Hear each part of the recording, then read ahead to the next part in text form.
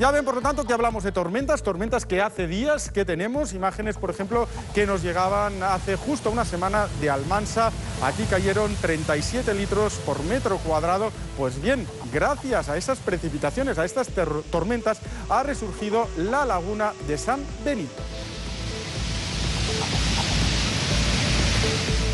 De hecho, a través de estas fotos aéreas que nos ha mandado la Avamet Predicció, podemos observar cómo antes de las tormentas apenas se divisaba, apenas teníamos esta laguna, y gracias a las tormentas ha resurgido. No sé si la ven bien, es la laguna de San Benito entre Almansa y Ayora.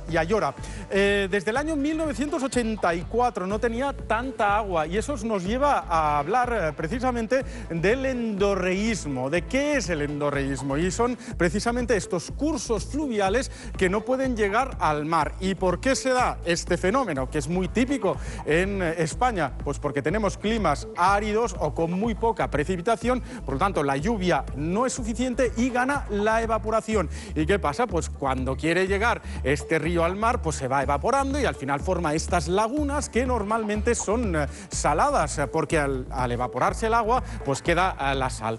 Ejemplos de endorreísmo en España tenemos muchos. Aquí podemos ver unos cuantos. Por ejemplo, empezamos por la laguna de Gallo Canta en Teruel, famosa por las grullas en otoño e invierno, pero tenemos también en Los Monegros, en Sariñena, las lagunas de Villafácila, en Zamora. Mucho endorreísmo en zonas de La Mancha, tanto en Toledo como en Ciudad Real, la Laguna Grande, en Villafranca de los Caballeros.